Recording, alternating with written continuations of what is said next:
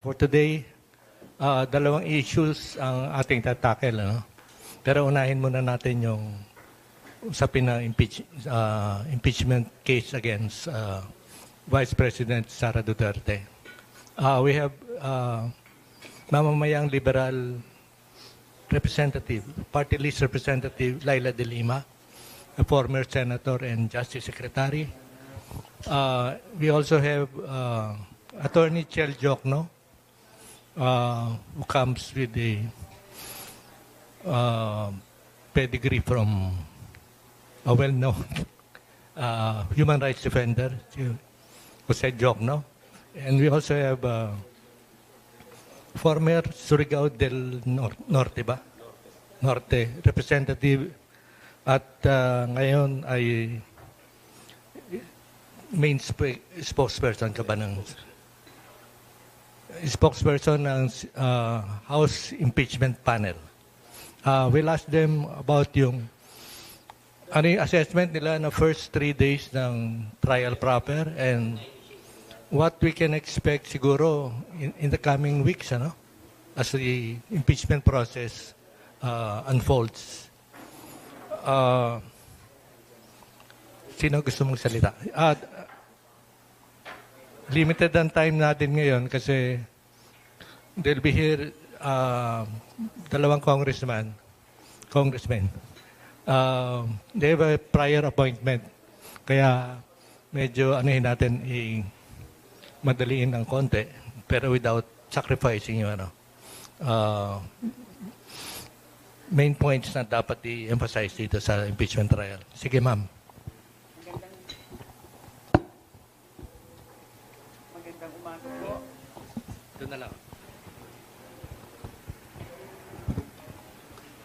Good morning po sa lahat. Magandang umaga. Good morning kay Kong Chel and Kong Ace at sa lahat po na nandito.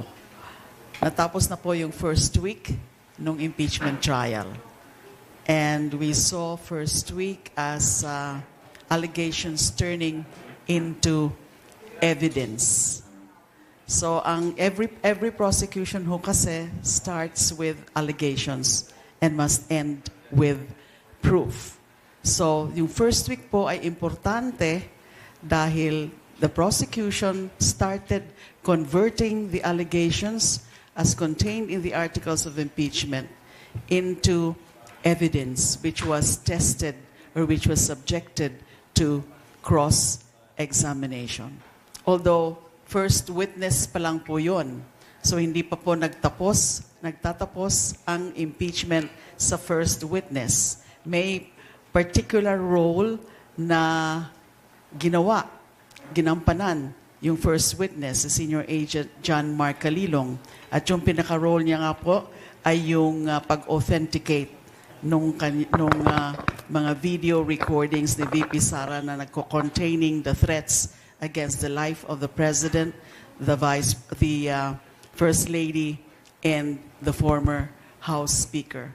So mahalaga po yun na nasimulan yung pag-convert ng aligasyon into evidence.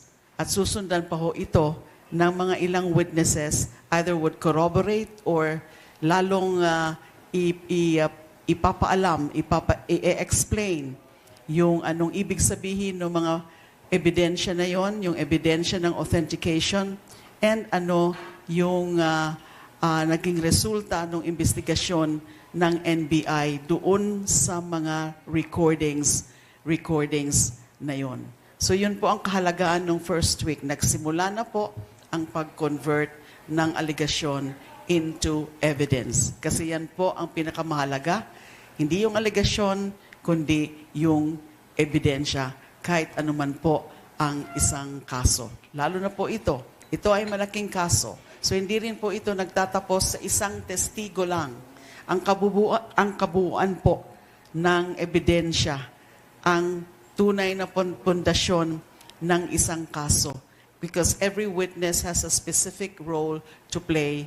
And now we saw the first witness playing his very important role of authenticating the videos. Although hindi na ho naging issue. Magiging issue yung authenticity. Kasi sila mismo, yung kabila, napansin nyo po, na actually nagpakita rin po sila ng certain portions of the video. So admission po yon, nagpapakita na wala silang kine-question sa pagdating sa issue ng authenticity. Thank you. Magandang umaga po sa mga kasama ko sa entablado, mga kaibigan natin sa media, at lahat ng nanonood at nakikinig. Nabanggit ko na ito dati. Ang trabaho ng prosecution ay parang magtatayo kami ng bahay. At syempre, hindi naman tayo pwede magtayo ng bahay kung walang pundasyon.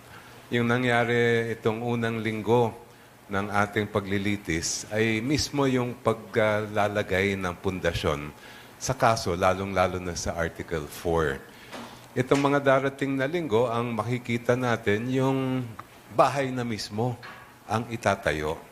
At yun ang pagkakaiba ng prosecution sa defense. Ang defense ay kumbaga sila yung nagiging demolition ng bahay. Pero sa amin ay kailangan maitayo namin yung bahay. At ang purpose siyempre nun ay makita ng lahat. Hindi lang naman yung mga senator judge, kundi pati ang nanonood na publiko kung ano ba talaga ang basehan, kung bakit ba may ganitong articles of impeachment at bakit umaabot siya doon sa paglalabag sa ating konstitusyon o pagtataksil sa tiwala na binigay ng mamamayan sa ating mga leader. Kaya ito po ang makikita natin sa mga darating na linggo. Bawat article ay ganun din ang magiging tungkulin ng prosecution. Salamat po. Ma'am, siguro po tanong ko muna bago kami lumayo, for us non-lawyers. So, yun pong si Agent Calilong ay inimbita bilang testigo para patunayan ng authenticity ng recording. Dahil ginamit nung depensa yung bahagi ng recording at ipinresenta nila, ibig po bang sabihin wala ng debate, authentic yung video recording? Para sa amin po sa prosecution, wala na pong debate dyan. Parang pinapakita nila na authentic. Bakit sila magpapakita ng portions of the same video kung hindi sila naniniwala na ito ay authentic? But I could not go further to that, from that, because that was already going to the merits of the case. Yung ebidensya na po yan, yung pag-i-evaluate po yan ng evidence. Pero to suffice it to say na sa tingin namin ay hindi na magiging issue yung authenticity. At pinakita na nga, ay nang yung proseso, in-explain, inano sa atin, pinakita sa atin ni Agent Calilong paano ino-authenticate ang isang video recording. Step by step, lumabas po yun doon sa direct examination at wala naman pong na biyak na anumang parte doon sa testimonya ni Agent Calilong. Kahit po under the crucibles or the test of cross-examination, because the cross-examination is a stress test, it's really a stress test, and therefore kapag hindi bumibigay ang ebidensya, ay ito ay lalong tumitibay after cross-examination. At yun po ang tingin namin dun sa pag-cross-examination kaya Senior Agent Mark Calilong na lalong tumibay yung kanyang testimonya after cross-examination. Sige, bigyan natin ng pagkakataon si former Congressman Ace Barbers. Ano yung impression niyo dun sa, ano yung analysis niyo dun sa first 3 days ng impeachment trial? Magandang umaga ho sa ating mga kaibigan sa media at sa lahat po ng nanonood. Gusto ko lamang pong susugan yung sinabi ng ating dalawang prosecutors dito sa impeachment trial na ito, na yung unang witness na ipinakilala at ipinakita dito sa trial na ito, dito sa paglilitis na ito, ay ang nag-lay out ng foundation. No? Borrowing the analogy of Prosecutor Chel Jokno, ang sinasabi po natin dito, na ilatag po ng mabuti yung pundasyon. At ang mga subsequent witnesses and evidence that will be presented will definitely give more strength doon sa kaso na inilatag dito sa Article 4. Ang ibig pong sabihin, halimbawa po yung mga susunod po na mga witness na ipakikilala will for example si Attorney Jeremy Lotok, he will definitely tell the people, sasabihin po niya dito sa ating paglilitis na ano yung inumpisahan ng proseso ng pag-authenticate nito, anong kahalagahan ng authentication nito, etc., etc. But again, borrowing the statements of Prosecutor De Lima, sinabi naman po ng kabilang panig na hindi ho nila dinebunk itong authenticity ng video na ito. In fact, ginamit nila ito sa kanilang pagkocross doon sa aming witness. And this alone gives the idea na authentic itong video to dahil isang video lang ho yung pinag-uusapan, isang video lang ho yung ginamit. So, the rest of the statements of our witnesses will definitely strengthen the case in this Article 4. Yun lamang po. Kung Chel, yung mga tanong, kasi kung for us ng lawyers, ang pagkakaunawa namin, si Agent Calilong ang mag-authenticate ng recordings.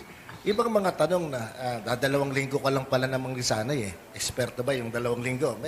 May panunuya ng mga uri ng pagtatanong. Hiningi pa yung credentials niya ng isang uncredentialed person din. Yun ba may weight pa? O wala na? Kasi ang pumunta na naman doon siya para sabing authentic yung recordings eh. Kasama sa isang paglilitis yan na sa cross-examination, lahat ay questionin ng kabilang panig. Pero ang kailangan hindi mawala sa atin yung common sense at yung ating mismong alam tungkol sa mga bagay na yan. Sa tingin namin ay naging klaro naman at malinaw ang sinabi ni Agent Calilong at kahit sa ating karanasan din, sa ating experiences sa social media, alam naman natin kung ano yung fake at ano yung hindi. Kaya actually sa isang impeachment case, hindi lang naman ang mga senators ang naghuhusga. Lahat din naman tayo ay naghuhusga. At naalala ko sa mga dating impeachment cases, pag nakakausap ko yung mga kasama natin na mga nasa tindahan, yung mga lahat na nanonood, nako, alam na alam nila yung testigo at meron din silang mga sariling pananaw. Yung maganda lang kasi sa impeachment, napapanood natin lahat. Hindi na yan dumadaan sa kwento pa ng broadcaster o kung sino man. Mismo tayo ang nakakita.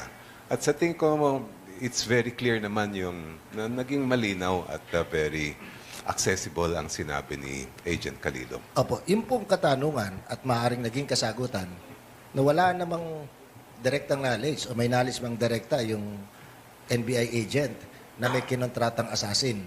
Yun po ba'y may weight against or for doon sa kanyang dahilan ng pagtestigo? Sa kanyang pagtetestigo, wala yon. Dahil ang trabaho lang naman niya ay i-authenticate ang video. Pero siyempre, ang tanong po ninyo ay mas legal yan eh.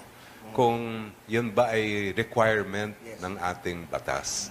At klaro naman sa ating batas na ang threat, assuming na threat nga yan, ay yun ay mismo yung mismong akto na sinasabi natin na lumalabag sa ating konstitusyon. So, wala naman requirement sa ilalim ng ating batas na meron talagang tinuluyan ba? Iba kasi yun eh. Pag tinuloy, iba naman ang magiging charge doon. Okay. Kayo po'y matagal sa issue ng human rights, pati si Congresswoman Laila de Lima. Meron po bang conditional threat? Ang pagkakaalam po natin, wala po. There's no such thing as conditional threat because threat is a threat. Kapag manakot ang isang tao against another one, o kaya against the members of his family, and yung pananakot na yun is something that is amounting to crime. And that is really grave threats. Ano yung crime na tinatakot dito o yung pagbabanta? Ito yung pagpapatay doon sa Pangulo, sa First Lady, and the former Speaker. So, and with or without condition, kahit nga po maituturing na merong kondisyon, yun na nga po yung kondisyon niya na kung mamatay siya, ay patayin ang Pangulo, First Lady, and the former Speaker, ay hindi pa rin ho yan nawawala sa definition o sa elements ng grave threats under the revised penal code. Tsaka dapat rin po nating maintindihan dito na we're talking about impeachment here. At pag sinasabi po natin grave threats, yes, mas maganda na ito ay something that is constitutive of a crime, pero hindi po ibig sabihin na striktong i-apply ngayon yung mga elements ng isang krimen. Kasi pwedeng ang isang bagay, ang isang act, ang isang conduct ay hindi siya per se or strictly a criminal offense, pero maipapasok na impeachable offense sa ilalim ng betrayal sa konsepto ng betrayal of public trust. Pero dito po, malinaw naman po, merong grave threats at with or without condition, it's still a threat. And therefore wrong, and therefore criminal, and therefore impeachable. Doon sa... May ano, dagdag ko lang po, sige. sorry. Tama si Kong Laila, hindi naman ang usaping impeachment ay hindi naman usaping criminal na kaso. Ang pinag-uusapan, ang pinakapuso ng isang impeachment case ay yung katampatan ng naglilingkod o yung fitness ng isang public servant na maglingkod sa kanyang posisyon. Pagdating sa impeachment, syempre ang pinag-uusapan natin ay yung pinakamatataas na mga posisyon sa ating pamahalaan. Kaya ang mata na dapat gamitin natin dito sa Article 4 pagdating sa threats ay ito ba ay batay sa ebidensya? Will this establish that the Vice President is fit or not to hold her office? Ayun po. Thank you. Nag-introduce ang defense ng new element dito sa kaso. Sinabi ng isang lawyer na mayroong Operation Romanov na ostensibly natakot mismo ng lubos si Vice President Duterte na papatayin siya at ang kanyang pamilya. Is this a plausible defense ng... Para sa amin po, immaterial yan. Para sa amin ay hindi dapat nito ay maaari nating sabihin na justified yung grave threats. Hindi po yan dapat gamitin na justification or reason. Because a threat has been made just explicitly. It was openly and publicly admitted doon sa live stream. So, hindi po ito pwedeng i-invoke yung mga ganyan na mga pangyayari para i-justify yung paggawa ng pagbabanta. Na-consummate na po yung pagbanta, and kung ano man yung mga dahilan ng pagbanta ay hindi na po dapat ito ay magiging relevant. Kasi ang tinitingnan dito ay nagkaroon ba ng threat. Ano yung mga nag-trigger nun? And it's up for them to prove that it's the real trigger. And even if it is the trigger of the outburst of the rants, ay hindi pa rin ito lalabas sa krimen ng grave threats. And ang pinaka-importante, yung punto po ni Kong Chel, na it goes into the fitness of the public official, of the impeachable official or the impeached official. Yung tama bang asal yan? Tama bang conduct yan? Tama ba yan sa isang second highest official of the land na basta-basta na lang babanta sa buhay against the highest official? Thank you. Kay Kong Ace po. Kong, on another note, nitong mga nagdaang araw, bago nagpasimula itong paglilitis, paulit-ulit na sinasabi ng prosecution na manangan sa ebidensya. Pero nakikita natin yung mga kalaban, yung katunggali, patindi ng patindi yung bashing, patindi ng patindi yung bullying.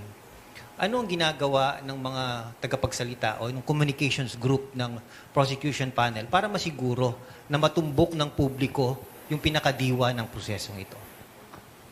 Well, sa panig ng prosecution ay patuloy yung aming pagkikwento ng mga ebidensyang inilatag. No? At yung nakafocus dito doon sa kahalagahan ng statement na binitawan ng aming witness. No?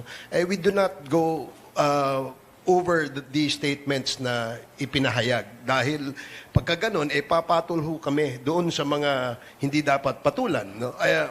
According to one of our colleagues, sabi nga niya, yung mga ganyan mga pagpakalat ng fake news at pagbabash doon sa mga membro ng prosecution panel, bread and butter na po yan nung katunggali. No? At yan po ay hindi ho bago dahil from the beginning, hindi pa ho, pinag-uusapan pa lang ho sa Committee on Justice itong usaping ito, tuloy-tuloy ho yung pambabash nila. And all those who are participating and wanting the truth to come out, lahat ho yan ay binash nila. Hindi ho natin kailangan sigurong sagutin yung kanilang mga pagpapakalat ng mga fake news at paninira, no, doon sa mga membro ng prosecution panel. So, how would you describe yung so-called operation Romanov? Is this a ploy to distract the attention of the public from the real score? Kung natatandaan po natin, natanong ho yan doon sa aming witness. At ang sagot ng witness, inimbestigahan ho nila yung Oplan Romanov na sinabi nung isa doon sa participant, doon sa video. Apparently, no, they were extending invitation. Inimbitahan ho nila itong mga ito. At hindi naman ho sila nag-cooperate, no, sa NBI. So, again, kung hindi magko-cooperate at hindi mas-substantiate yung sinasabing Romanov na yan, yan po ay figment of their imagination. Kung guys, paano mo mapapaniwala yung mga tao sa nagaganap na at nakikitang katotohanan? Di ba yung kasabihan, we can see the color of things based on our own prism.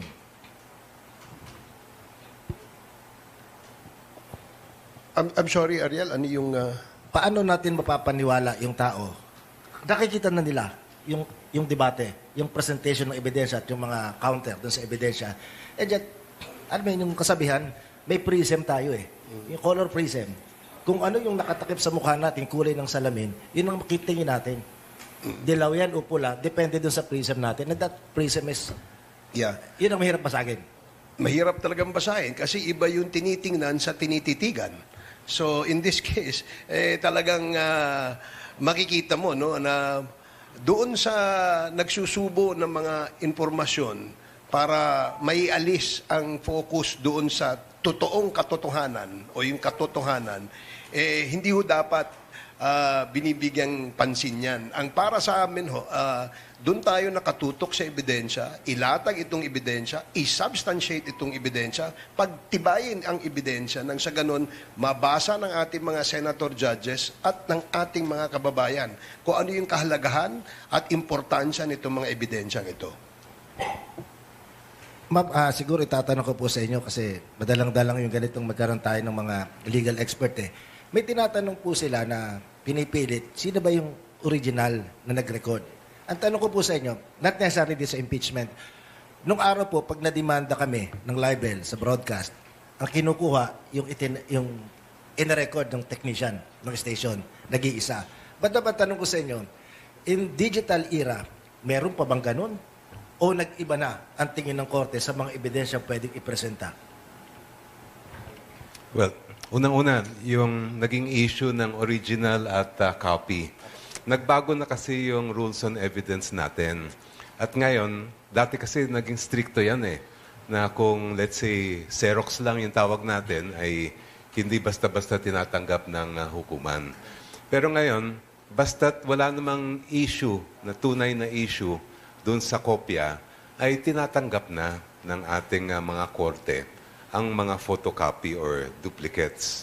So, una yon. Pagdating, let's say, sa mga papel, ay klaro na yan. Basta't sabihin ng testigo, for example, faithful reproduction o accurate yung yung nakalagay sa kopya, tatanggapin na yon. At yun na yung ngayon na umiiral na rule sa ating court. Yung pagdating naman sa video, may mga iba't ibang klase na ngayon ng pag-authenticate ng video. So, nandun pa rin yung dati, yung nabanggit ninyo, na yung mismo nag-record, ang cameraman, siya ang testigo. Meron din yung, kahit hindi siya cameraman, pero andun siya, na panood niya mismo ng kanyang mga mata, ma-authenticate din niya yon. No. Yan ang nasa rules on electronic evidence natin. Ngayon din, dahil nagbabago nga ang technology ngayon at kung nanggagaling sa mga social media platform yung video, ay dahil sila ang may hawak nun, galing sa kanila yun eh. So, pwede rin nilang i-authenticate yung galing sa kanilang social media platform.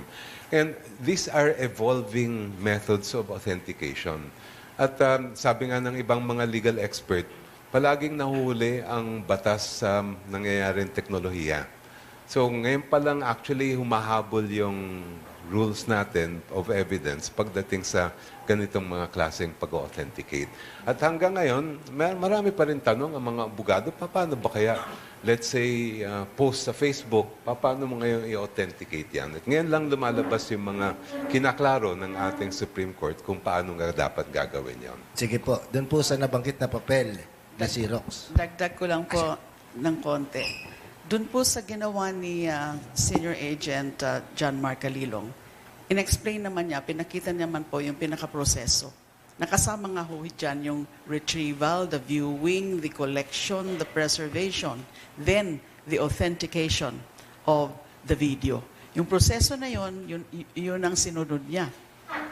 Kaya kahit hindi yun yung siya mismo talaga ang nag-record nun, ay because of this process of authentication which is admitted in court, yung ganyang proseso. And remember na si Senior Agent Calilong, part of his testimony in laying out his expertise and experience is that he is already able to testify in at least 30 cases on the matter of authentication of videos. So, malinaw na yung pinakaproseso ng authentication ay sinunod ni Senior Agent. Kaya napatunayan na tunay yung ebidensya, tunay yung video recording. Yung pong sa papel, Congressman Chel, of course, naging viral yun. Yung daw copy ay original sa ngayon. Halimbawa ako, medyo may pagkasawail at sutil. Nag-Xerox ako ng perang papel. Sinubukan kong ibayad sa restaurant.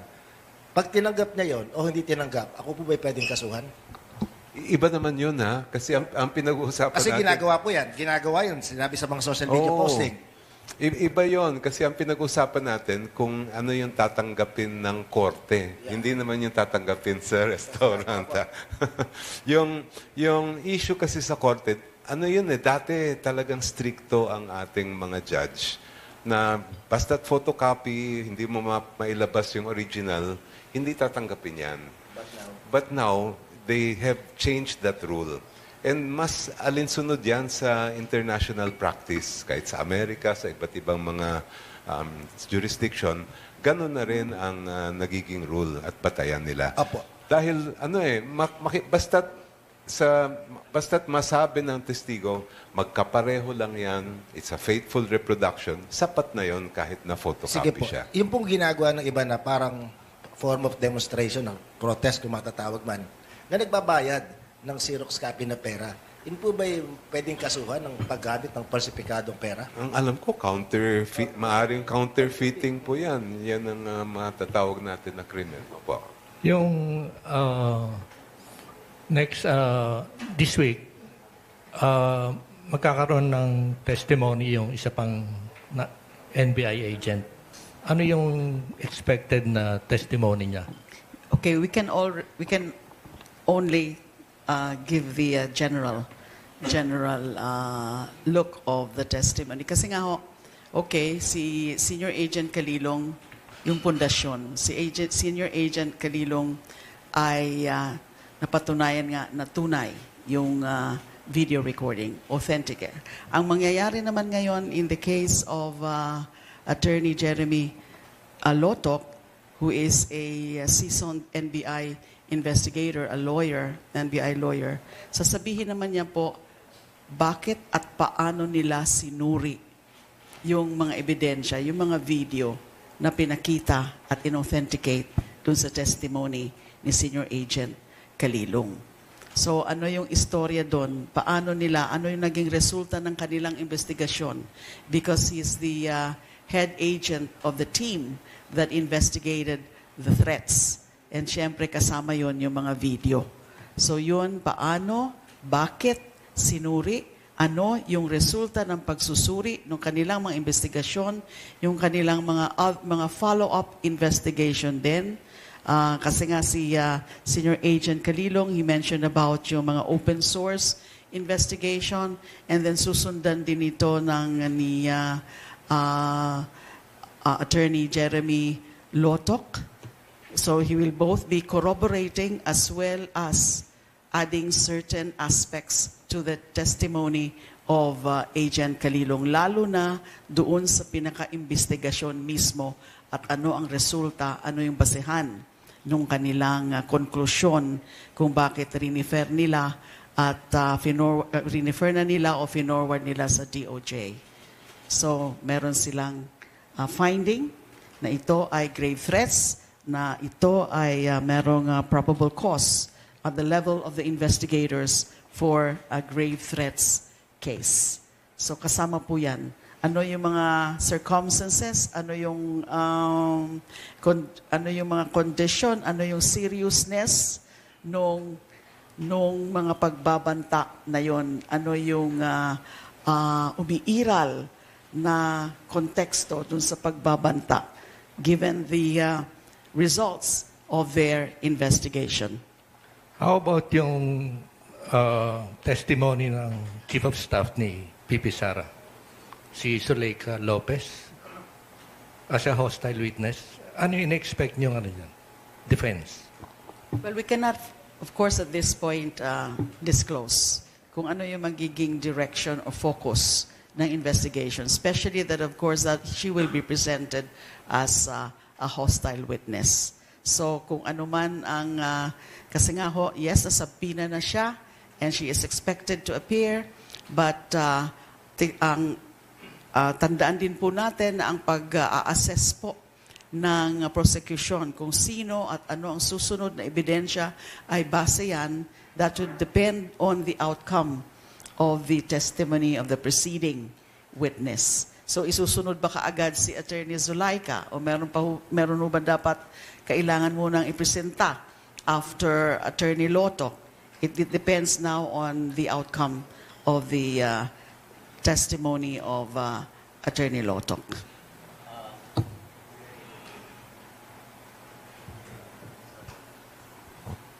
Ma'am, samantalahin ko lang yung pagkakataon. The way the prosecution is now presenting the articles of impeachment, was this your original plan, or before the trial started, nagbago ba kayo ng legal tactic? Ang pinaka-tactic pa rin siyempre is that ano yung mga ebidensya na importante at sino mga testigong importante, sino yung mga testigo na makakatulong sa pagbuo ng istorya. Kasi nga foundation yung ginawa ni Senior Agent Mark Kalilong.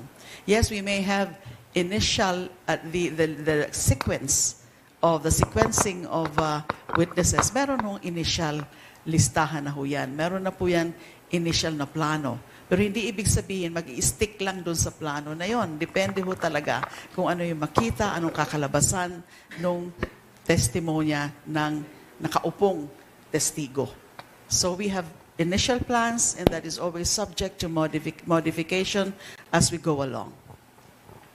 Parang, on another note, all the while we've been made to believe na si VP Sara will not appear personally dun sa impeachment court. Pero nasa news ngayon, may condition siya para mag-appear dun na Humihingi yata ng refrigerator para doon sa ano niya, holding room. Tsaka sariling caterer. Nasa dyaryo.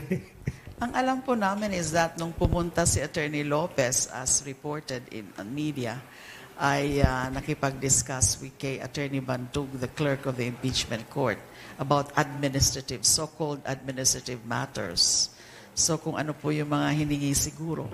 But I don't know if that is something to do with the expected appearance or the so-called conditional appearance of VP Sara. Kay Attorney Chel po. Ang biggest elephant in the room kong yung issue ng threshold voting. Without going into the merits of this issue, may we know kung when can this be considered a justiciable issue at kailan pwedeng pumasok yung Korte Suprema para tuldukan itong usapin na ito? Magandang tanong yan. Actually, balikan natin yung isang naging kaso noong pang 1949. Yun naman ang naging issue doon ay yung quorum ng Senado. Doon kasi natin makikita kung kailan nila pwedeng iakyat sa Supreme Court ang issue. Ang nangyari doon ay nagpasya na ang 12 miyembro ng Senado na sila ay quorum. At doon na lang inakyat ng kabilang panig yung issue. Dahil doon na lang nagkaroon talaga ng tinatawag natin na konkretong question na dapat pagdesisyonan ng ating Korte Suprema. Ngayon, ilagay natin sa konteksto ng impeachment dahil wala pa naman klarong kaso yan pagdating sa impeachment. Yung Avellino versus Cuenco ay quorum ang pinag-uusapan. Pagdating sa impeachment, sa ngayon, wala pa naman botohan. Mangyayari yan under the Senate rules pag natapos na yung pagprepresenta ng ebidensya ng magkabilang panig at one count per article magbobotohan ang mga senator judge natin. So, sa tingin ko, kung ang magiging batayan natin yung dating mga kaso ng Supreme Court, ito ay personal kong opinion ha, magiging justiciable issue lamang yan pagka nangyari na, nagkabotohan na. At na umabot doon sa issue na ilan ba talaga? Let's say, ang naging vote ay 16 or more. O di wala na ang issue. Let's say, ang naging vote ay hindi man lang umabot ng 12. Wala rin issue.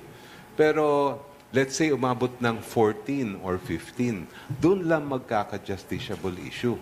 Dahil doon lang pwedeng may magsabing senator, sandali lang, kung 14, let's say, 21 ang members, o di 2/3 na dapat yon. Doon na lang maaaring iakyat yan at pagdesisyon ng ating Supreme Court. Yan ang aking opinion. I totally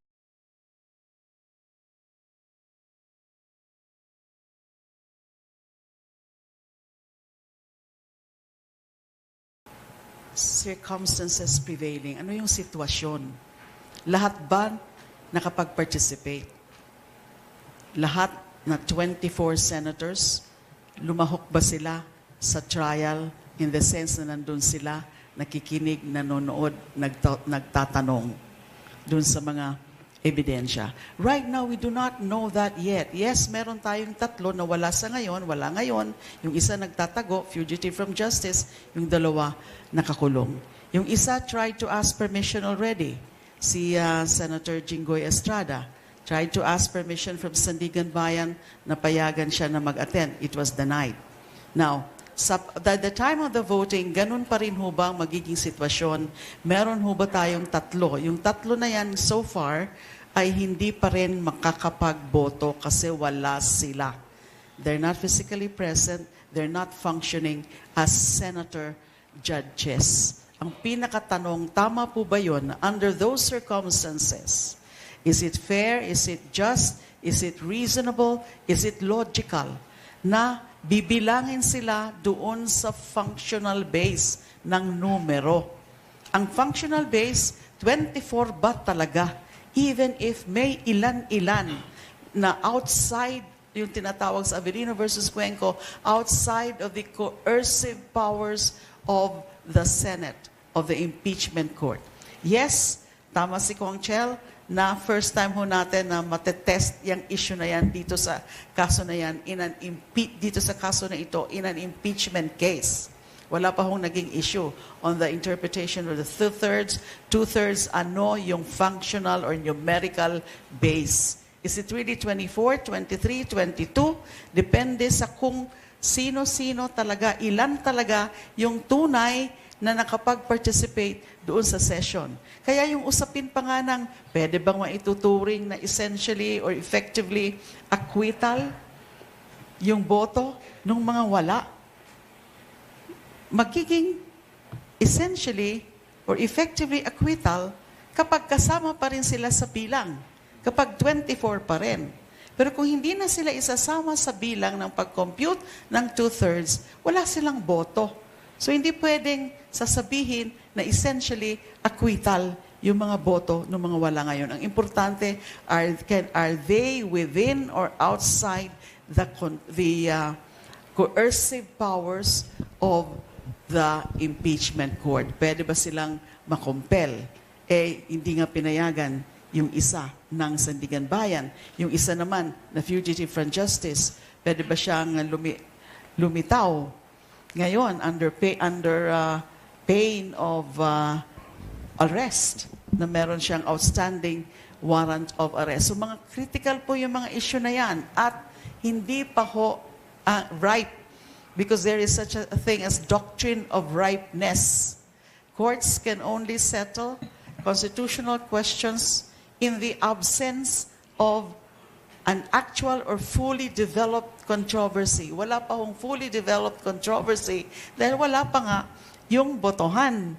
Hindi pa natin alam kung ilan talaga ang boboto. Kasi kung 16 yan, wala nang issue. Hindi na magiging issue. Pero kung less than 16, pero meron ilan-ilan na hindi nakapag-participate, pwede ba silang bilangin doon sa numerical base? Parang Yun po pinakatanong. How would you describe that? We should interpret the Constitution liberally and not accept yung 16 as a hard and fast figure na hindi dapat baguhin? Ang mga interpretation kasi siyempre nagkakaroon ng interpretation kung hindi talaga malinaw o nagkakaroon talaga ng issue. Ang interpretation should always be done in a manner that is consistent with logic, with logical reasoning, not the point of being absurd. Kasi let's say madagdagan pa o meron pa whatever reason, gravely ill o nag-abroad at hindi nakasama sa botohan, ay gagawin pa bang 16 or gagawin pa bang 24 fixed minimum base ang botohan. At kung magtatrabaho ng todo, si Boying, baka madagdagan pa. Ito yung nakakulong. Hindi tayo sigurado kung ilan. But anyway, habang merong tayong isipin tungkol sa bilang na yan, hindi ba kung Ace, kayo nasa communications nito, alam naman natin na yung pagdami ng taga-suporta nung nasasakdal ay nakabatay sa paniniwalang popular yun eh. Mananalo kang senador uli kapag kumampi doon. Pero kayo po naatasan na magparating ng ganitong mga klase ng impormasyon sa tao. May traction ba? Na-erode ba yung the aura of invincibility politically ng Vice President? Well, honestly, I cannot speculate kung ganun. Kasi ang aming focus ay hindi naman doon sa katunggali. Kundi ang aming focus ay yung paano ipapahayag ang naratibo na sumusuporta doon sa naratibo ng prosecution. Ano yung naratibo nasa likod ng pahayag ng aming witness at ano yung naratibo doon sa bigat ng ebidensyang inilatag at pinakita sa taong bayan at sa impeachment court. Now, honestly, yung support na maaring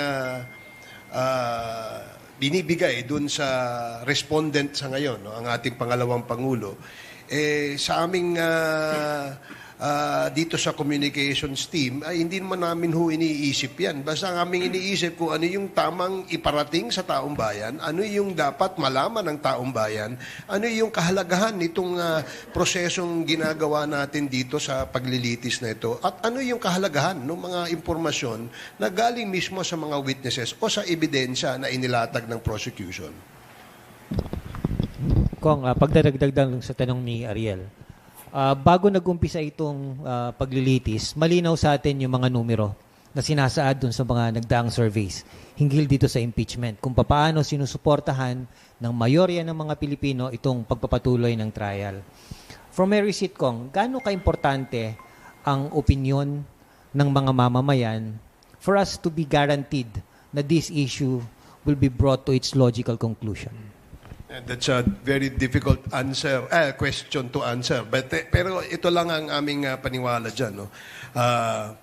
Once makita, mailatag ang ebidensya, at ito'y madinig ng ating mga mamamayan, then ang ating mga mamamayan magkakaroon ng sariling opinion tungkol dito.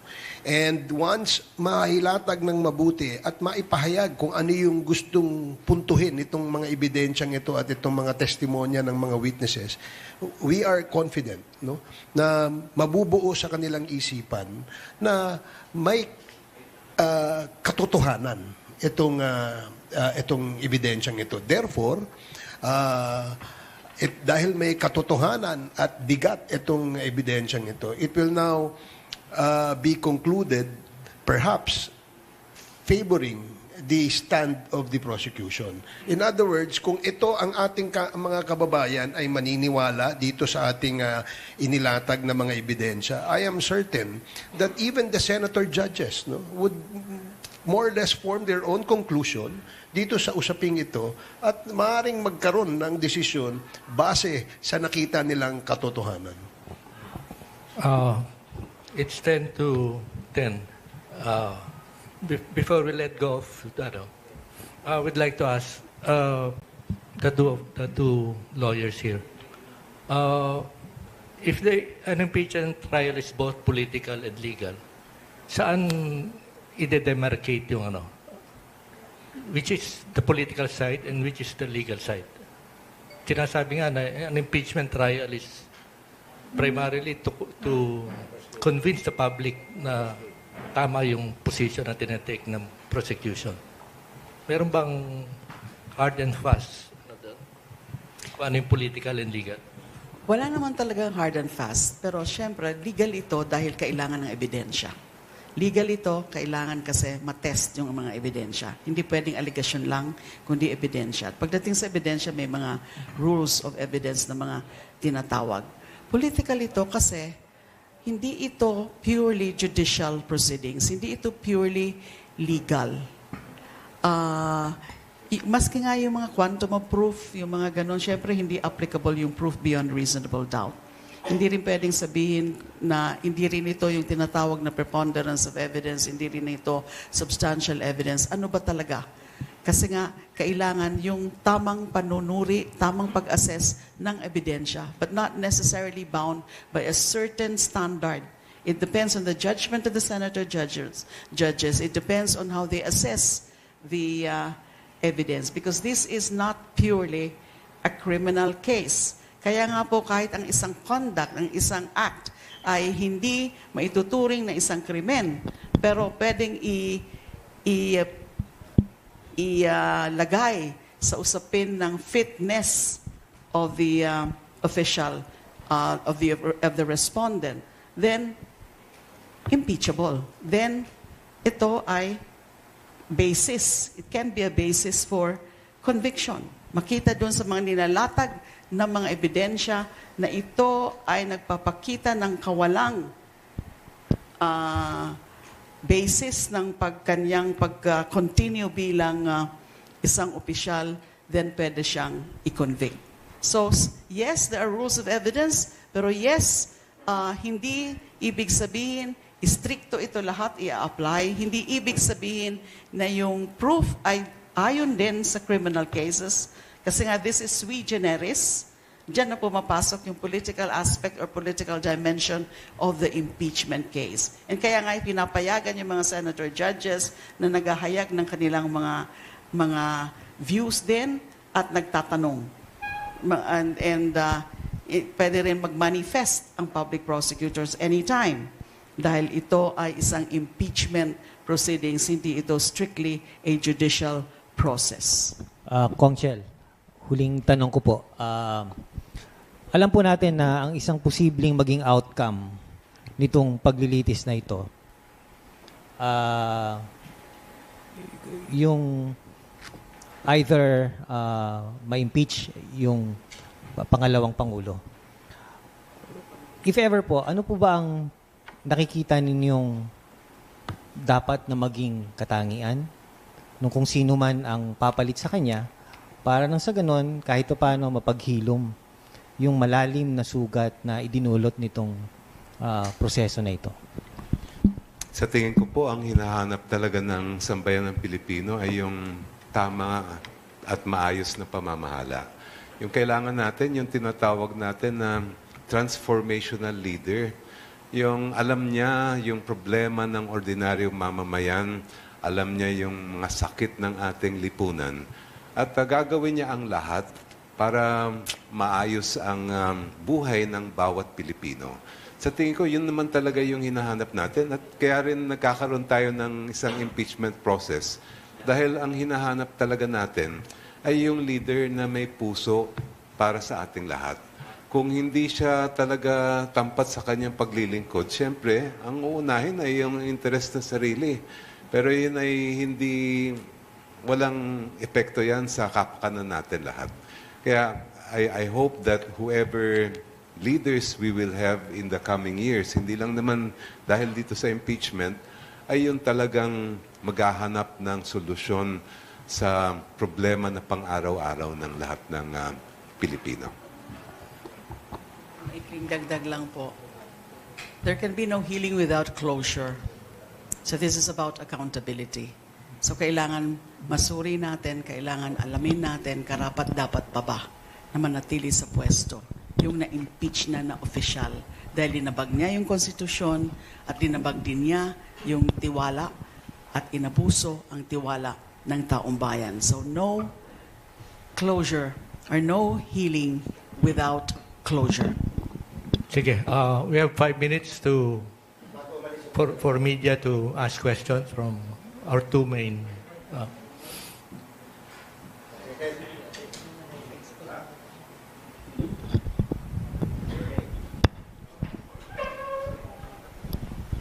Good morning. Hello. Good morning po. Ted Cordero po from GMA News Online. Can you run us through lang po what will we expect sa second week ng impeachment trial on the prosecutor side? There would of course be additional witnesses. Nasabina na po yung ibang witnesses. At dadagdagan yung testimonya ni Senior Agent Mark Calilong. Papalakasin siyempre. Kasi pundasyon lang yon.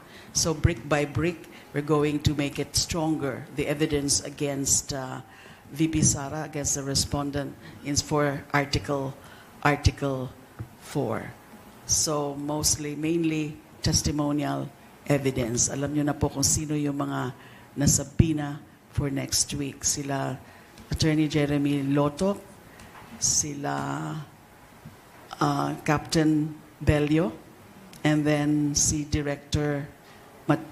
NBI Director Matibag, at meron din pong sabina kay Attorney Zulaika Lopez. So yun ang mga karagdagan ng mga ebidensya na sinimulan na at nagawa na yung pag-authenticate.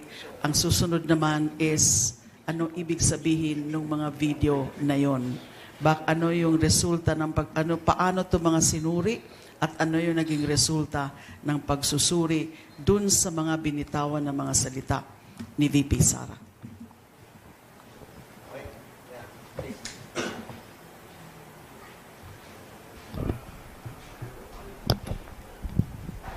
Hi, sir. Hi, Kongs. Good morning po. Isaiah from Billionario in Abante.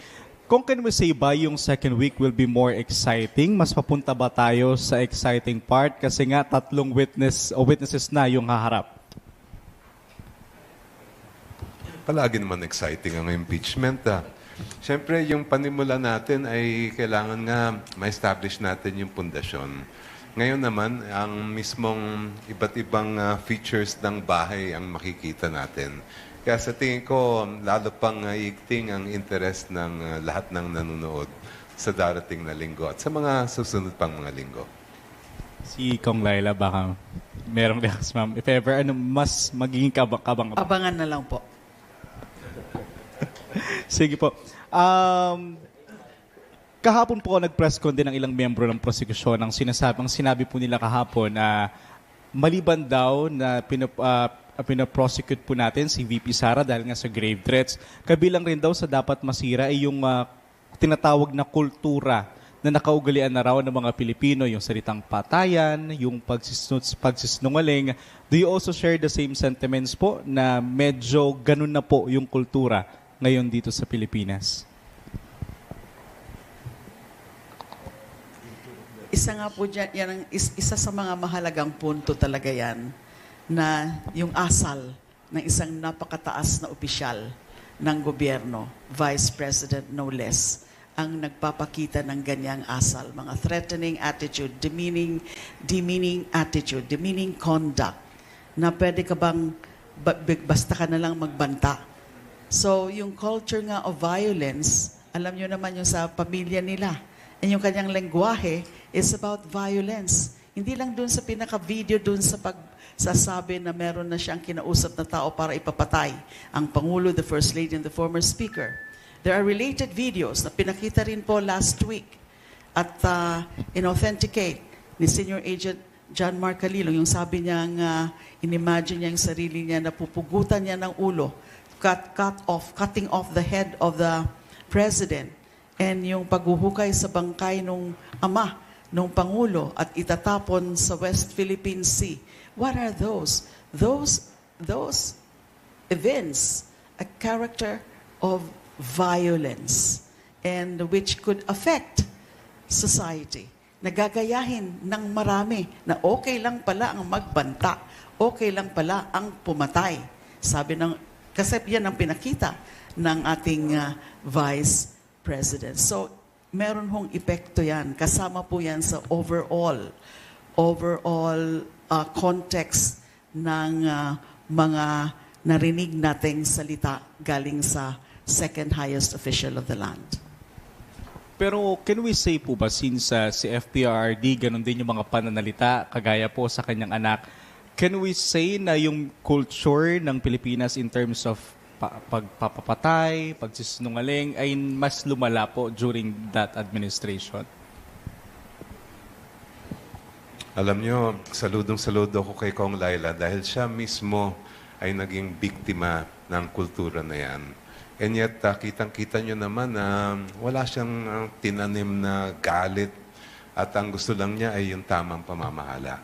Sa tingin ko, malaki yung naging epekto, lalong-lalo na ng war on drugs sa ating kultura. Dahil naging normal yung makita natin yung dugo sa kalsada, naging normal na daan-daan na umaabot sa libo-libo ang pinapatay. At tingin ko, kailangan din pag-aralan ng ating mga sociologist at ng mga iba't ibang mga disiplina kung ito ba ay ngayon nagkaroon na ng koneksyon dun sa nangyayari mga violence sa ating mga paaralan.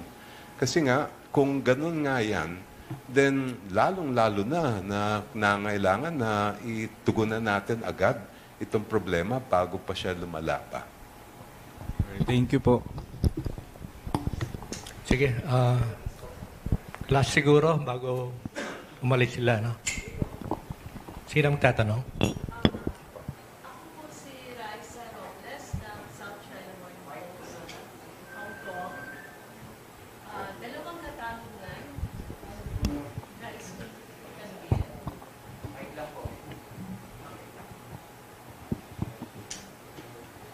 Tungkol sa proseso na ginamit ng NBI, dalawang tanong. yung process na pag-authenticate nila, nung panahon ba ni Rodrigo Duterte, meron bang nasampahan ng kaso o nahusgahan dahil sa pag-authenticate ng NBI? Second, kailangan ko ring tanungin sa inyo, yung pag-authenticate, ma'am, ng sex video ninyo, NBI rin ang nag-authenticate. Maari din bang gamitin nila yung defense, no? Bilang para sabihin na tingnan mo, napalpak ang pag-authenticate ng video ni Senator De Lima. Kasi we're talking of authentication eh. Because in both cases, the NBI, underwent process of authentication. So I want to ask, during Duterte's time, I remember that there were people who were arrested for videos they posted online, no? Videos threatening the president. And because of that, they were arrested, and I think some were charged. And I don't know if somebody was ordered or jailed or convicted. But then it's also the NBI that issued the process of authentication for the video that helped put you in jail. Wala po akong knowledge about yung mga sinasabi niyo pong authentication ng NBI, including yung tungkol po sa yung kabastusan na sinasabi nila. Ang alam ko po, that's a fake video. So, and then yung ano po ba, yung tungkol naman po sa war on drugs. And I'm also not familiar with any of those na merong authentication. So, Ma'am, not the war on drugs. okay. There were people who posted videos online threatening President Duterte during his time. I would not know which ones were authenticated, and probably we can ask NBI, and probably can ask NBI Director Matibag if he knows about certain videos being authenticated. Pero meron nga hong mga ganon, no? At meron mga inaresto. Meron inaresto. Di ho ba yung si Ronel Mas, lawyer si Kong Chel. Actually, yung mga kasong nabanggit ninyo, umabot yung ilan doon sa court, pero dinismiss yan ng trial courts dahil sabi nila wala naman talagang basehan. I do not know to what extent nagkaroon ng authentication ang NBI ng mga videos na yon. Ang alam ko lang noon ay basta't nung nakita sa social media, pinuntahan na agad. Actually, yung isang case, hinuli na wala namang warrant, na-trauma pa nga yung naging biktima noon. And then later, inabsuelto siya, dinismiss mismo ng court at hindi na umabot sa trial ang kaso. Yung issue ng authentication na tulad ng nabanggit at na-describe ni Agent Calilong last week, ay sa pagkaalam ko, walang ganun nangyari noong panahon ng dating Pangulo. I'm not aware of that kind of authentication being done during that time. Sa dalawa nating panauhin, medyo speculative, pero baguhin ko na lang ang tanong para walang mag-object. Pag po ba nawala ang Vice Presidente, alam po namin na mag-a-appoint ng Vice Presidente ang Pangulo. Sino po ba ang pwedeng ma-appoint? Ano ang qualification? Ano ang disqualifications? Objection, Your Honor. Speculative. Kailangan po bang senador?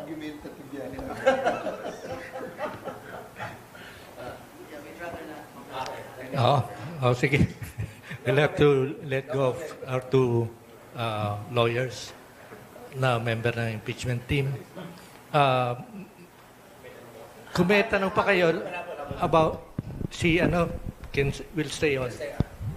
Kung may question kayo. Yeah, habol lang. What's your take sa sinabi ni Atty. Zulaika Lopez na prepare for Typhoon Inday?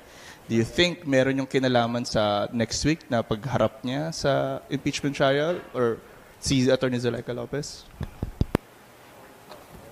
Meron ng double meaning yung ganyang salita, no? Totoo naman na merong Typhoon Inday. Now, kahapon ay nakita natin yung matinding pag-ulan, pagbaha dito sa NCR. So, literally, tama yun, prepare for Typhoon Inday.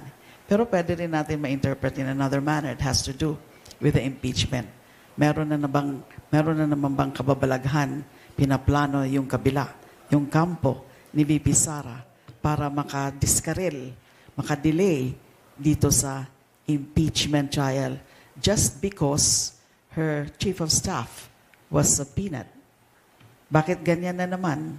Di ba yung she was really in defense of her chief of staff, yung nandun nga siya noon, kaya nga nakapag-hold siya ng live stream. Kahit bawal sa regulasyon ng House, yung mga sa House security, na meron dapat bisita, meron dapat bawal yung nag-stay ka doon sa place of detention, magdamag. Diba? That was a violation. Now ngayon, nasabina yung kanyang chief of staff, and then what is that all about na naman yung ganyang pananalita? Prepare for Inday of Typhoon Inday. So double meaning po yun. We just hope that she's just referring to the first meaning, the first literal meaning of that statement. Siguro yung, din ako kanina kasi nakita sa camera. Din ako kay Kong Echel, kung yung ibang bantang uhukayin yung bangkay at tatapon sa West Philippine Sea, yun ba talagang matatawag na grave threat? On that note, we'd like to thank our two congresspersons here. Maraming salamat sa inyong pagdalo at pagpaliwanag. May iwan naman si Congressman Ace Barbers to answer more questions kung kailangan. We'll suspend our forum for mga 5 minutes while we are. Thank you.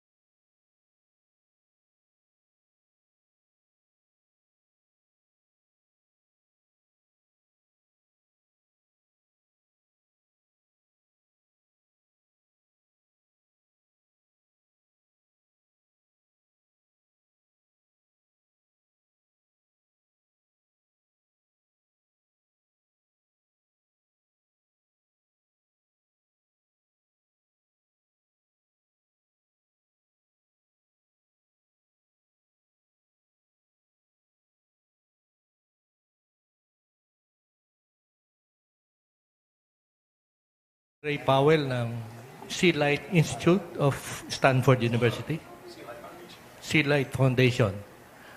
He will respond to yung latest news na Chinese scholars are claiming that Batanes is part of Chinese territory. Although Taiwan, I remember, they were the first to say that since the Treaty of Paris of 1898 did not include Batanes as part of Philippine territory, this was corrected by the Treaty of Washington. When was that? 1900, 2 years later. And that has been the official doctrine.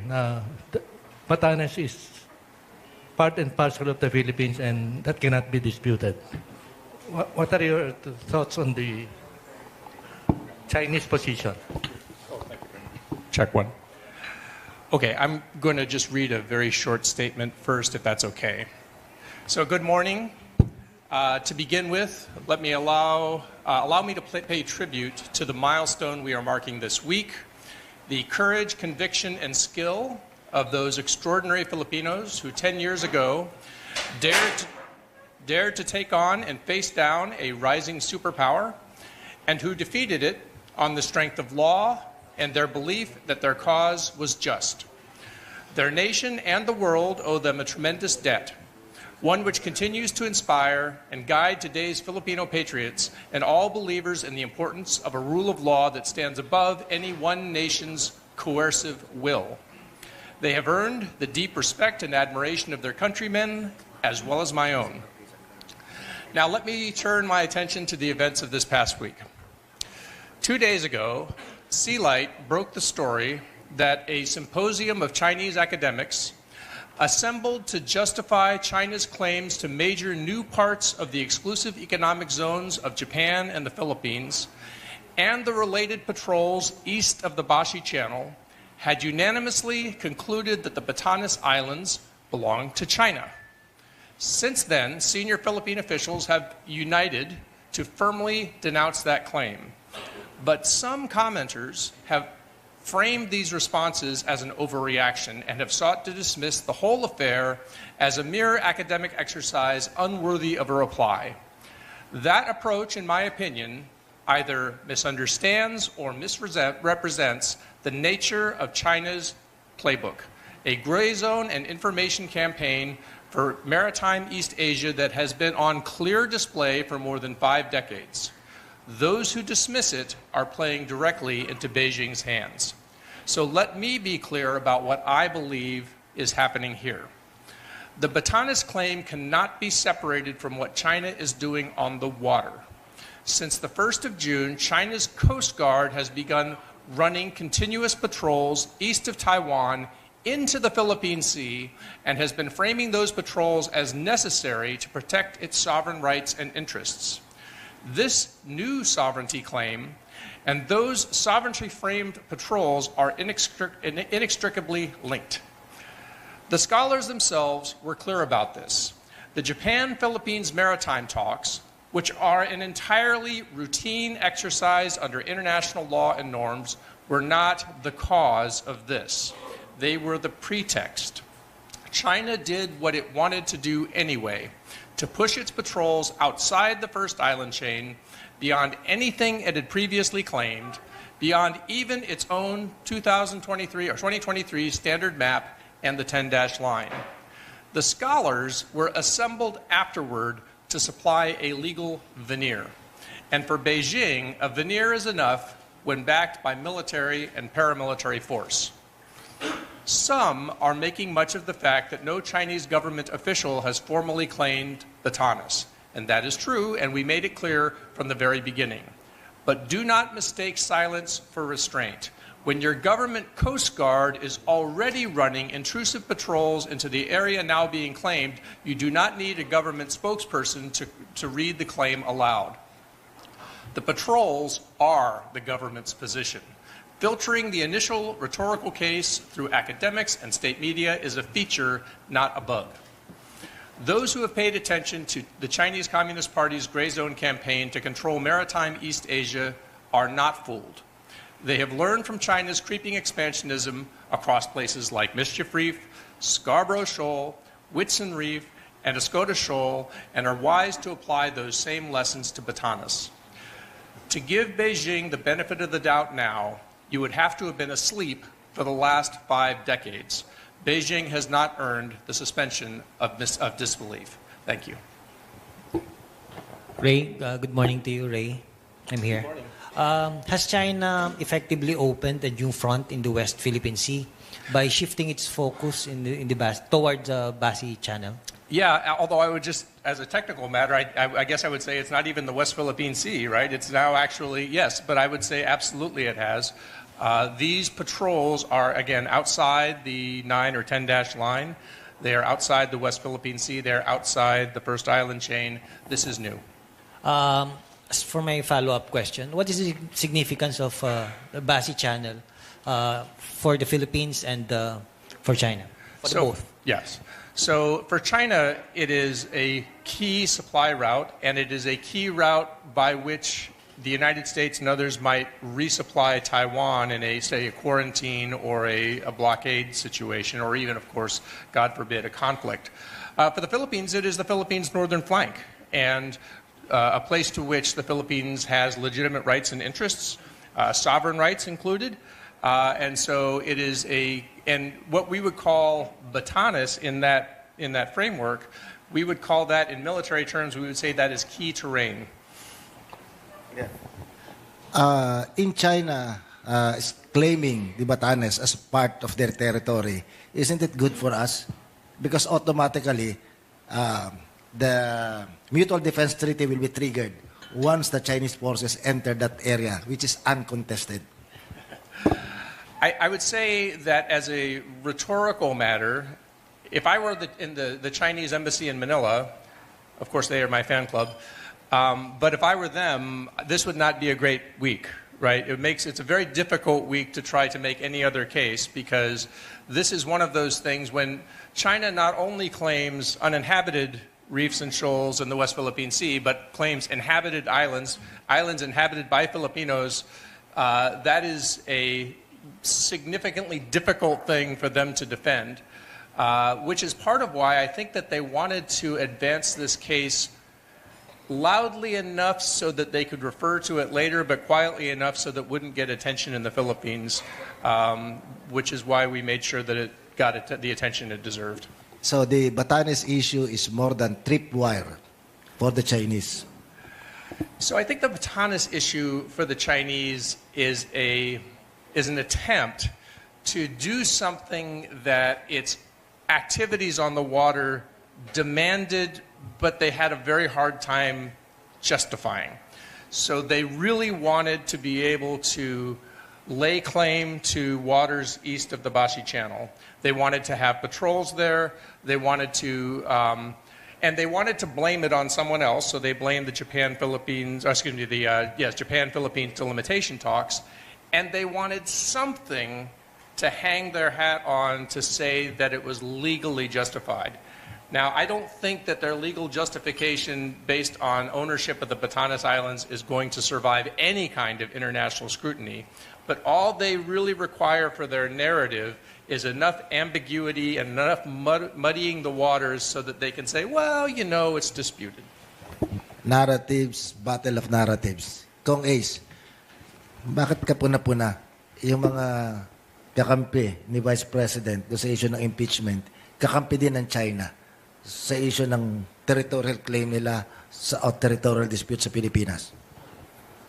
Well, sa aking palagay, ito ay isang paraan, no, na maipahayag nila ang kanilang naratibo na legal yung kanilang ginagawa. In fact, we have contested this several times, even to a point that the Philippine government went up to the arbitral committee and came up with a decision saying that everything that the Chinese government did in that part of the ocean is actually under Philippine territory. So again, they have to be supported by the narratives that they spread all over the country. Kaya nga yun ang ginagamit nila. Most of the bloggers, no, na identified na sa kanilang panig ay nagpapakalat ng ganitong klaseng naratibo na kung saan sinasabi nila na hindi naman hindi naman it's a kumbaga open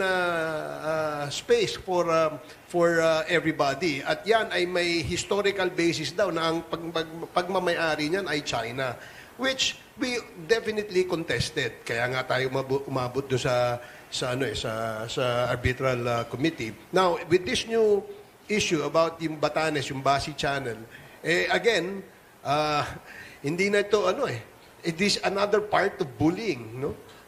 They wanted, this is what we call creeping invasion, no?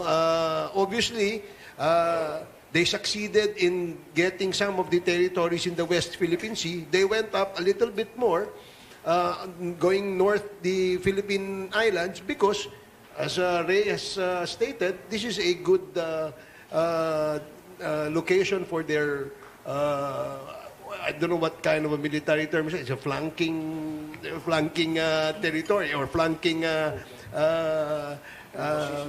prepositioning the military installation of of Beijing. So again, kailangan masuportahan nila ng nilang naratibo eh. Kaya nga nakakalungkot isipin na meron tayong mga vloggers, meron tayong sumasang-ayon sa ginagawa ng mga vloggers na ito o yung nagpo-post in favor of Chinese government dito sa usapin ng West Philippine Sea at ngayon usapin ng Batanes.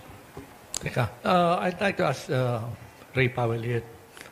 It seems that this is not the first time that the claim that Batanes is part of China or even Taiwan.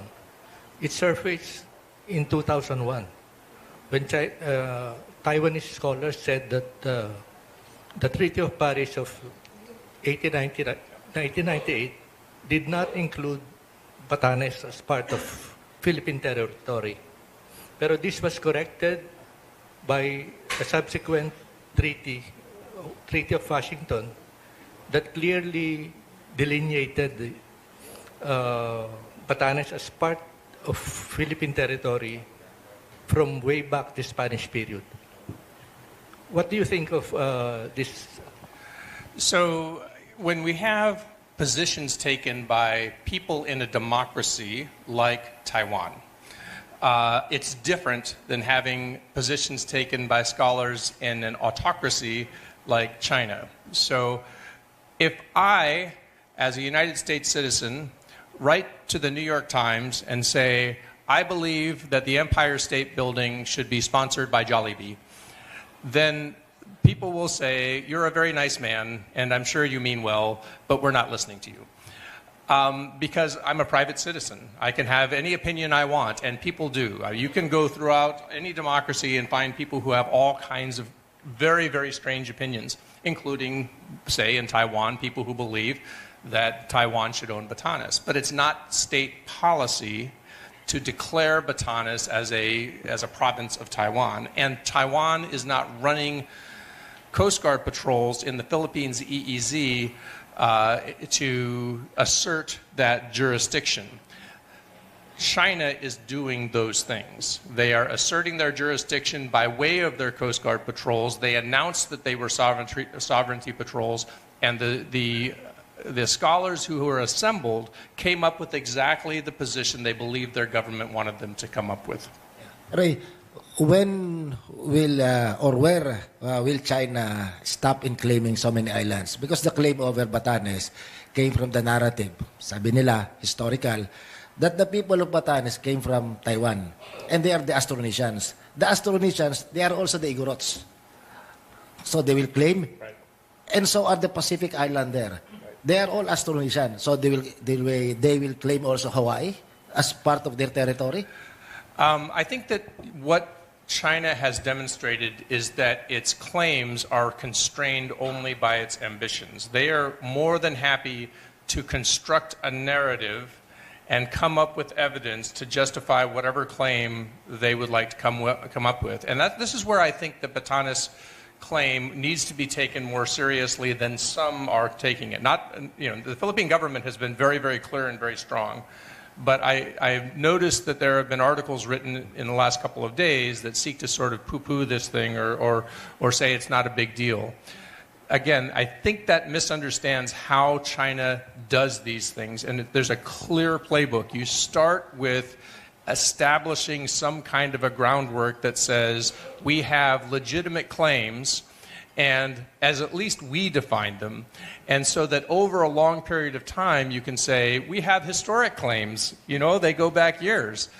We started claiming this a long time ago. And then you build the history around the narrative. And so, who knows where China's claims end? In many cases it depends on where it believes its capability can carry it. Speaking of ambitions, Ray, is this latest move by Beijing indicative that China is expanding its territorial ambitions beyond its previous claims. Yeah, I think that this particular claim and the accompanying Coast Guard patrols are a really significant event because we see it pushing beyond its own 10-dash line. So if you look at the 2023 standard map of China, the 10th dash that was drawn in 2023 is just off the coast of Taiwan. These patrols run far to the east, far outside of that line. So whereas before what they did was they drew lines on the water or lines on a map and then filled that in over time, here they're pushing the ships out and now they're trying to come up with a new legal justification. So what will the next standard map look like? If this is an indication, it is pretty good chance that the new standard map includes the waters east of Batanes, and perhaps Batanes itself. Isn't it that some time back, I don't know where this came from, but the idea that Palawan is part of China? So that one has been sort of active on Chinese social media, so that hasn't quite earned the same status as this one that came out of a university symposium in Jinan. They have a very active and highly patriotic social media ecosystem. And actually, the claim to Batanes was in that ecosystem for a long time.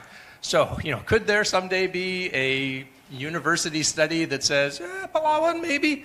Yeah, could happen. I'm not sure that's going to happen, but yes, I would say I would not give that the same weight that I would give the Batanes. I'm much more, and also the China Coast Guard patrols in the vicinity of Palawan are driven still by the 9-dash line claim or the 10-dash line claim.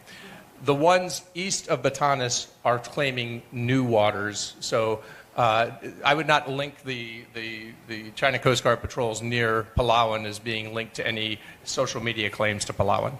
Okay.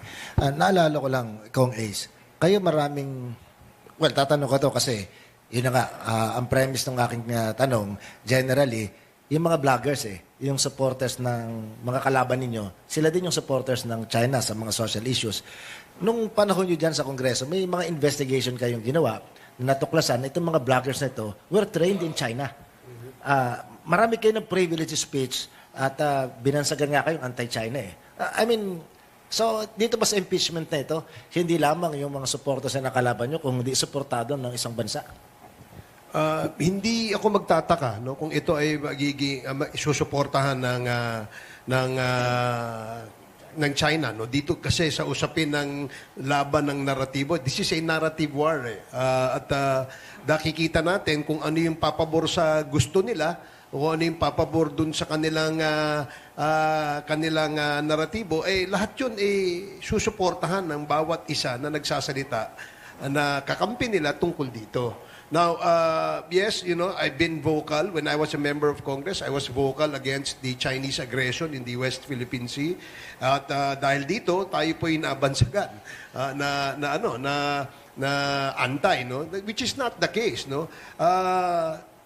Isa doon sa aking deliver na privilege speech when I was a member of Congress, yung sinasabi ko na itong mga vloggers, which I call narco-vloggers and pogo-vloggers, yan yung kasagsagan ng issue ng Quad Committee na kung saan inimbestigahan natin yung drug war, inimbestigahan natin yung pogo operations dito sa bansa na nakita natin na these are all operated by Chinese and drugs were being brought in by Chinese. They smuggle this.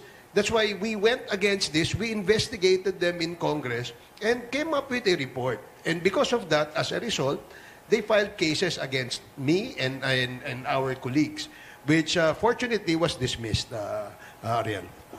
Naalala ko itong last month ba, merong Chinese na nahuli, Peter? Pamilya bang media doon sa kay Peter Shuang? Na nahuli na nagpapanggap na Pilipino. Tapos lumabas yung mga dokumento, nakakuha siya ng Philippine passport, yung request for Philippine passport, endorsed by a Filipino-Chinese businessman at may notation sa baba ng kanyang application.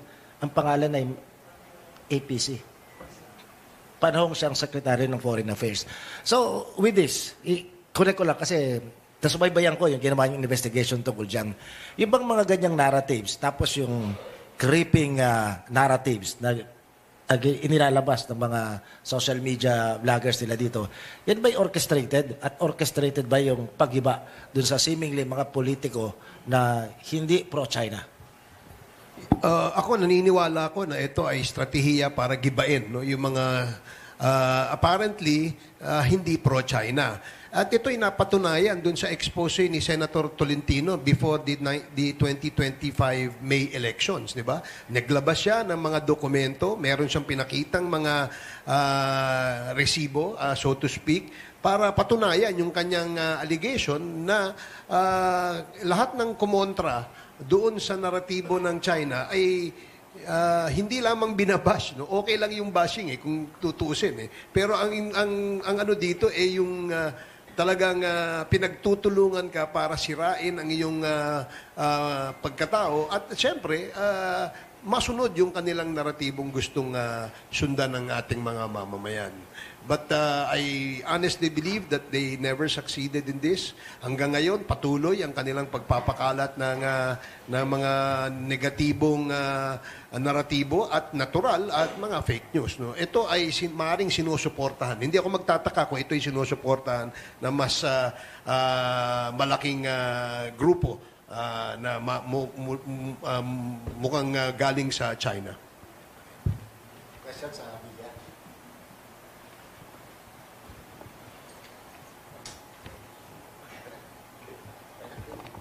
Wala na.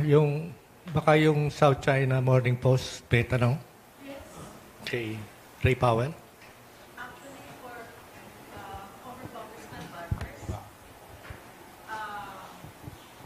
a military official told me last night, because it was the fellowship night of the military chief, Bronner, last night. A military official told me last night that he remembers that the Chinese embassy, when it applied to open a consulate in Ilocos Norte, specifically included Batanes as part of the consulate's jurisdiction. And that was actually granted. So I want to get your comment on that. What are the implications on the fact that the Chinese embassy itself had applied to open a consulate, and it was granted later on, Ilocos Norte, and it specifically said that Batanes was part of it? Well, to my mind, that particular act alone tells us that they recognize that this is part of the Philippine territory and Philippine jurisdiction. So I guess now they're probably changing their mind, and they're going towards that direction of claiming that this is part, historically daw, this is part of their territory. The fact that they recognize, they even officially recognize the consulate representing that part of the country in China tells everybody that this is our territory. This is part of the Philippine Islands. I would just like to add to that. I think that the silence coming from the Chinese embassy in Manila following this news has been remarkable. I think that, first, I don't think that they have any instructions as to what they're supposed to say about this.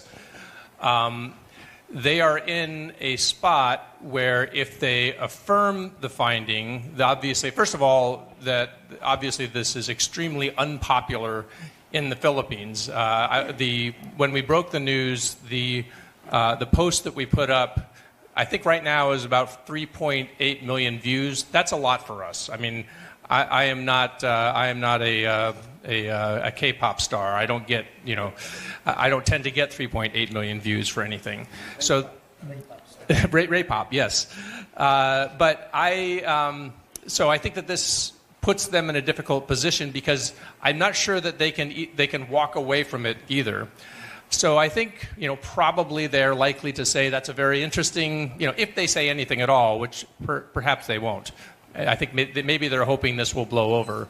If they say anything at all, I think they will say, this is a very hotly debated topic in our academic community. They've come up with some very interesting findings that I'm sure our senior officials and relevant agencies are studying very closely, and leave it at that for now. For now, it's enough for them to have the ambiguity because, of course, they are already running the patrols. Ray, I'm sure you are very much aware of the political noise happening in our country at the moment. Specifically, I'm sorry, something going on that I should be aware of? No, politically. This is brought about by the ongoing impeachment against the Vice President. How important is Beijing's perspective on the issue? And from your vantage point, do you think China will interfere directly or indirectly on this matter? So I have a very solid policy of not commenting on Philippine domestic politics, if I can help it. That would be, I think, first of all, it's not our area of expertise. And secondly, it just is not helpful, I don't think, to the discussion to have foreigners coming in. What I will say is that China interferes in domestic politics, not just in the Philippines, but in the United States and elsewhere, with regularity. It is part of their national policy.